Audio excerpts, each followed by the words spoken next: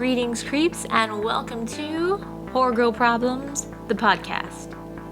Videocast podcast. Thanks for listening, Mom. I recently asked if any of you had any personal paranormal experiences, and a ton of you said yes. Are you troubled by strange noises in the middle of the night? Do you experience feelings of dread in your basement or attic? Have you or any of your family ever seen a spook, specter, or ghost? I am a believer, and I am also not the type to fuck with Ouija boards. I never played Bloody Mary. I feel like that stuff is not a game, so I feel like I should just respect it from afar, and hopefully it stays there, you know? But apparently a ton of you guys have had actual paranormal experiences, and I am not jealous about that. I see dead people. Today we're going to hear about 2 of those personal paranormal experiences. We are joined today by Des and Jordan, so let's get to it. It is a month-long virtual half-assed Halloween party on HorrorGirl Problems. This is supposed to be my proton pack, and yeah, I was working with what I got. Okay, all right, so let's do it. Hello. Hey. Oh my god. Yes.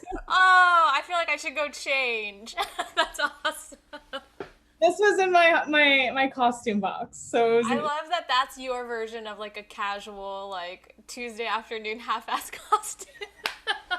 all I had to do was put on the wig, and this sweater already had the stain on it. So Okay, well, bravo. I fucking love it. yeah, I do have. Oh my god. What's your favorite scary movie? I don't know. You have to have a favorite. What comes to mind? I did like the most half-assed I love it. I love it. I don't think this will freak out the maintenance guy though. That's what I was gonna do, a full like skeleton, and then I was like, I feel like it's September 29th. I feel like well, it counts. yeah, I feel like it counts. It should be. All right, you ready to tell me about your creepy shit? Yeah, which I told you. I told you in advance. This is really not even a story. Like, I was talking to other friends about paranormal stories, and theirs were legit, and mine was just like, this happened. Okay. I like that it comes with that disclaimer, too. Okay. I had to give you a disclaimer. It's really not that exciting. I mean, for me at the time, it was pretty cool, but it was just short, quick, simple. Okay. Yeah, so I was living at a place near Dodger Stadium, so like Frogtown area, and we had like a little back house I had 2 other roommates, and it was just like a normal night. I go to bed, everything's normal. I didn't drink that night. I didn't smoke that night. I did not fall asleep watching TV. I didn't have any anxiety. It was just like my head was super, super clear. So I know this actually happened. But yeah, I went to bed, and then around 3:00, lo and behold, Okay. of course, I woke up for no real reason. I just kind of, just got up really quick. And when I looked up, there was a white glowing orb, like kind of above my feet towards the end of the bed, and just kind of like chilling there for a second. And I was like, I mean, I think naturally I know that white is a good color to have. Okay. So I didn't feel really alarmed. I was like, okay. And then it just kind of, it moved and like it went to the right and then just kind of disappeared. And in a way that like, oh, she saw me. And then was like, oh, crap. And then left. Okay. So kind of even like that reaction. Okay. And then I just sat there and I watched it all happen right there. And I was like, okay. I went back to bed. That was your reaction. Yeah. So you saw it, but did you like feel anything? Like, did you feel like a presence or feel weird? I felt comfort. Okay. Like I felt like really like I didn't feel freaked out. I didn't feel threatened or anything. Yeah. And I was just like, I was just had this moment of like, okay, like that's nice. And then I just that. But I just like, I felt like this, like I'm not really religious or anything like that. But it did feel like something was watching over me, like that kind of, I felt protected in a weird way, I guess that's a better way to put it. So, then yeah, I just went back to bed. I woke up the next morning, was like, yeah, that happened. And then even though I had already done research on orbs and stuff like that in the past, I redid it again just to make sure and clarify. And I was like, okay, cool. Something cool was in my room with me. Yeah. So whether it was some angel or just some entity or anything, like I was like, all right, something's watching me or checking on me, which is, it's pretty cool. So Yeah. that was it. Nothing too crazy or spooky. It wasn't spooky, which is sweet. I mean, it's still, I've never had anything like that happen, so I think it's still cool. Like, you're like, it's like I went back to bed, it wasn't that cool. And I'm like, I've never had a fucking orb at the foot of my bed, so. And that was the first time, like, I had never had that before. I've had friends who had experiences with orbs, but, not myself. So, I mean, it was just like a nice little moment, I guess. We had a moment. You guys shared a moment, and then it was like, you guys, like, locked eyes, like, orb eyes, and then, like, it was like, oh, fuck, I gotta get out of here, she saw me. Yeah. Did anything else ever happen in that house, or, like, did your roommates ever have anything happen? No, they weren't happy when I told them about it. But no, not that I had heard of. And it wasn't like an old house either, so it didn't have any history. Our landlord, he built that back house like for his daughter. Oh. So it was pretty new. Yeah. Well, like nothing bad happened in there. Like weird. I mean, I think so. I think there were some like maybe some weirdo tenants in the past, but so I've been told.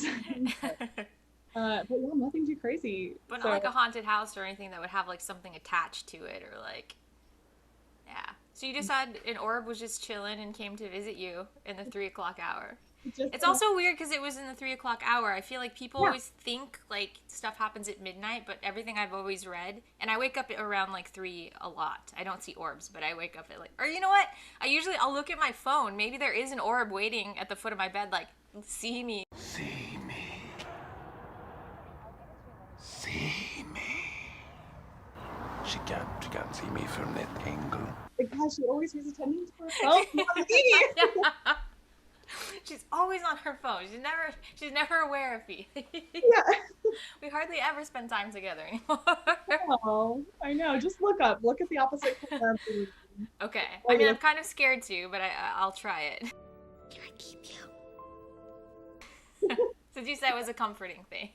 It could be a comforting thing. It could be Yeah. something waiting for you. I feel like I would still be freaked out though, because I would be like, oh shit, like, for an instant at least. But I don't know. Maybe it's like it just gives like a calming aura anyway. I think that's what it was, because I would think that I would be freaked out. At least at the very beginning of that. But it was so just like, it was so casual. It was like I had reacted as if this shit happens to me every day. But it really doesn't. It never has before or after that. So I don't know. I just like, all right, cool. Yeah, you tell it so casually, and the fact that you just like rolled over and went back to sleep. I'm like, does this happen often? Like as a child, where you just like, yeah, I see dead people. Like I don't. I mean, I could have sworn there was things like in my house growing up, which I really don't think there were. But They're the spirits of the Polly Pockets that you buried. It could have been. It really could. I wouldn't be surprised. I buried some toys. I gave them proper burials, though. Okay. I told you. At least you're respectful of it. I don't think. I think I was technically on paper respectful, but I don't think my intentions were really. Okay. I think I was just a weird ass kid. Let's just bury that. I was also the person that killed her Sims in the basement. So wait, does it give you that option? Okay. I've never really played Sims. I mean, I'm aware of what it is, but I don't know how much freedom you have. There's ways around it. Oh, okay. It's not like normal, yeah, here you go. Here's how to kill your Sim. Nothing official. But my best friend and I were really, really into it as kids. And so there's a few different ways you can kill them. You can trap them in a basement or any room. So you put them in the room and then you delete the door after. Okay, that's like some Edgar Allan Poe shit. Okay. Yeah, and then they can either starve to death because they can't go to the kitchen, or that takes time. or or one other option was putting a fireplace in that room and then putting plants and stuff around it. Okay. Eventually those plants can catch on fire Oh my and god. then your human is trapped. Or you can trap them in the pool and take out the ladder that they need to get out. Oh my god. And then the Grim Reaper comes. Wait, there's an actual Grim Reaper in the Yeah. game that comes He for comes you. and he claims the souls of your Oh sins. my god. Those are just a few ways. Those are the ways that we would do it. Wow. Okay. So you went starvation, fire, and drowning. Yeah. Okay. Yeah. The fire one was probably a favorite. Oh, okay. So I wouldn't be surprised if the Polly Pocket souls were. I hope I'm never reincarnated into like the world where you're like the god. I'm over that phase now. I would like to think I'm over that phase. Okay. Like to think you're over that phase. If I knew it was you, I wouldn't kill you. Okay. What if you didn't know? What if you didn't know it was me and then you're like Now I'm just gonna assume. I mean, I'm also just be nice to all of them just in case. I'm just nice to everyone now. Just be I nice don't across the assume board. anymore. Okay, thank you so much for sharing your creepy story with us. I still thought it was creepy, even though you said it was not a big deal. I still thought it was cool and like a big deal. I feel like it was like a cute little story. It is. It's a heartwarming one. It's like a palate cleanser for like the very creepy shit, and then you're like, oh no, look at these nice entities also. Yeah, I mean, I'm a little jealous of the other one. Oh, what? It's bittersweet, I guess. Never mind. I'll hang on to my story. I don't know. Okay, when I talk to other people, I'm gonna pick like the weirdest ones and be like, okay, you can go hang out with them if you're trying to like attract some weird fucking dark shit. You know, right? Hola, nice picture at the Hold on. drive-in. Hey. Oh, just realized my speakers were off. Oh, I love it. Nice. Thanks, guys. My costume like 2 years ago. Love your suit. Dude, you're smart because you can still talk in that mask. Like, I was trying to think of what to put on, and I was like, I can't do a mask, but that mask, you can. Yeah, that's why I was like, wait, I have this one. It's totally easy. And yeah, like, I just have to put on a shirt and this. And yeah. Smart. Just have to put on a shirt that has pre-blood stains on it. Yeah, actually, I made this one myself. I got like a stencil, and I saw what his numbers said on the shirt in the movie. Yeah. That's crafty of you. I'm impressed. Very Well, nice. I was pretty broke 2 years ago in Halloween, so I was like, well, how can I make a good DIY costume? Broke leads to innovations, though. Look at that. Exactly. I love it. All right, you ready to creep me out with your Yeah, paranormal sure, experience? All right. So yeah, I saw a ghost. I want to say in the exact years. It's been a while. It's been some years. I was in my early 20s, and so to preface the story, I was sleeping in my room, still living with my parents. My girlfriend was over, and we were just literally like asleep, knocked out. And I want to say it had to have been like maybe 4 or 5 in the morning. And as we were asleep, I felt something grab my ankle, like give me a tug like that. And I woke up, and I thought it was my girlfriend at the time. So I look over, and I was like, oh, God. Like, I just thought, like, why did she wake me up? So I turn and look at her. She's asleep. And I was like, thought that was weird. And then when I kind of like turned my head to like just lay back down, I see, what can I only describe as a ghost? It was, it looked kind of like an old man standing in profile, kind of like this, like Oh, God. standing on the side of my bed, kind of looking at me. And it was like, there was it was like a green light, like a mist of like green almost, like, but a light coming from nowhere. There's like there's no lights in the room, it's dark. But I just saw this like see-through, older looking person standing at the foot of my bed. And I was terrified, and I screamed because I was like, what the, it's like first, 20 seconds or so of being awake. And then because I screamed, I freaked out my girlfriend. She woke up, and then I did not want to tell her what I saw because I felt like if I tell her, I was like, maybe it was in my head or something like that, I was thinking like maybe I did just wake up, or I don't know. I was trying to rationalize it right away, but I didn't tell her what happened, and then I was like, oh, it's fine, just go back to bed. But as she was like, as we were trying to go back to sleep, she was like, no, tell me what really fucking happened. Because I guess she didn't believe me. I was a bad liar, I guess. I was so terrified. But then she started saying like the room felt really cold. And it was in the it was like late summer. So there's no way my room was going to be cold that night. So she's like, she's like, I'm freezing. I like, what is going on? And I told her what happened, and she freaked out as well. And we ended up going to an IHOP because we're like, I couldn't go back to sleep. And she's like, there's something feels weird with your room right now. So I was like, okay, let's go to IHOP. And we just stayed up for the rest of the night at IHOP. And like, I told my mom like what happened, and she's like, what? You know, parents she didn't believe me at the time.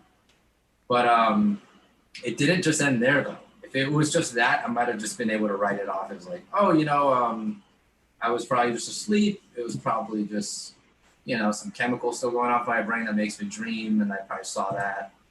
But the next 3 days in my room I felt something in there with me.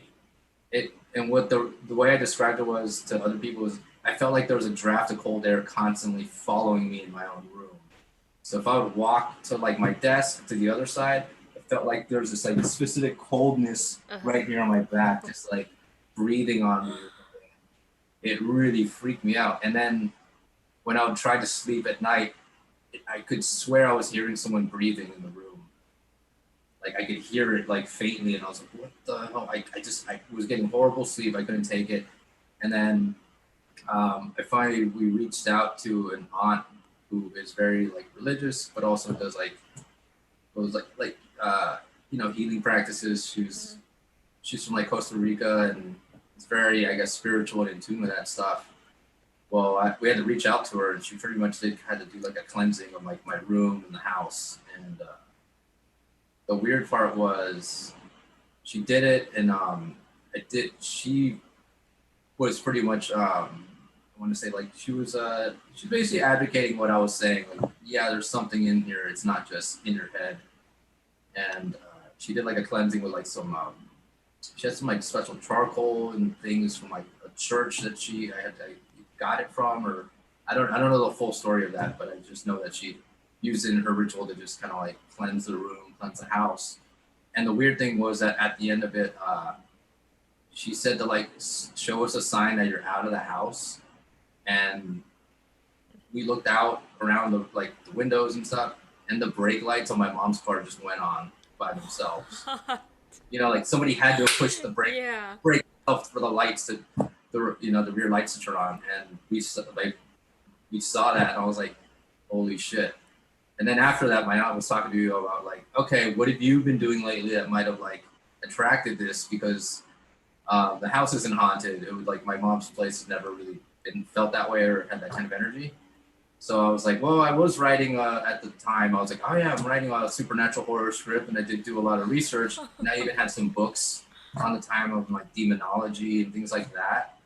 And she was like, yeah, it looks like, she's like, I know you're a very creative person, but also the more you invest in the realism of your script and all that, you can actually attract these kind of either ghosts or some kind of spirits that are like, know that you're in this headspace and that your brain is like a receiver and you're opening it to all these different things in the world. So she kind of gave me that speech of like, yeah, so you kind of invited this thing in by focusing on this kind of story and script so much. And also I was like, well, I was writing it like late at night too, which is I usually write at night anyway. But I think it was just like all these little elements came together, I guess, where I did attract this moment to happen. I wish you didn't tell me that part about that doing research and writing that invited it in. Maybe, but now I'm like, if I do write that kind of story, now I'm like a lot more conscious of it. I'm like, all right, I know at the end of the day, it is a work of fiction. And, when you're in your early 20s, you just want to like go all out and just be very gung-ho. Like, oh, I need to write the most research-based like horror script or supernatural thing. But now I'm more lenient towards that. I'm like, okay, I know it's just a movie, and because of that, I know not to go in too deep, I guess. Yeah, staying away from the deep end of demonology. Yeah. And it's funny too, because like the whole Conjuring movies and all that, I was reading their books like years before that happened. Yeah. The Warrens and all that, you know. Oh, that's creepy. Now you make me want to like sage my space whenever I'm done writing. If it's like something that's horror, spooky, or anything, I feel like I should just like let's just do a little cleansing. Yeah, I mean, it never hurts. But yeah, luckily I haven't really focused on any supernatural stuff lately. So Yeah, that's so weird. Did your mom believe you then afterwards? Like, did she see the lights in the her taillights go on in the car? she did believe me, and she didn't see that. That was like mainly me and my aunt. She wasn't really like trying to be involved in the cleansing ritual. Okay. Yeah. So did she kind of just stay pretty like dismissive of it, like as a whole? No, I think she's seen some stuff in her day too. Okay. Yeah, but like when I was like either really young or before I was born. So yeah, no, I think she's open minded about it. She wasn't that dismissive, you know. Okay. Well, cool that you had an aunt that you could like call up and be like, "Hey, can you come in and Yeah. work your juju on this?" Because like I don't know who I would call if that happened to me. Like I don't like Google it. Like is that something like I don't know. I mean, nowadays, yeah, definitely, you could probably find. There's probably a lot of people in LA that can help out.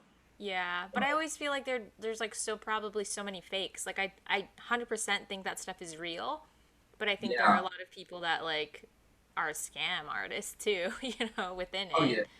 Yeah, no, that's true. There's probably a good amount of that. I guess word of mouth always helps if you know someone that knows that person. Or, Yeah. Well, I would just call you up and be like, "All right, direct me to somebody." yeah. Yeah, but that was my experience with the supernatural, and luckily it was the only time.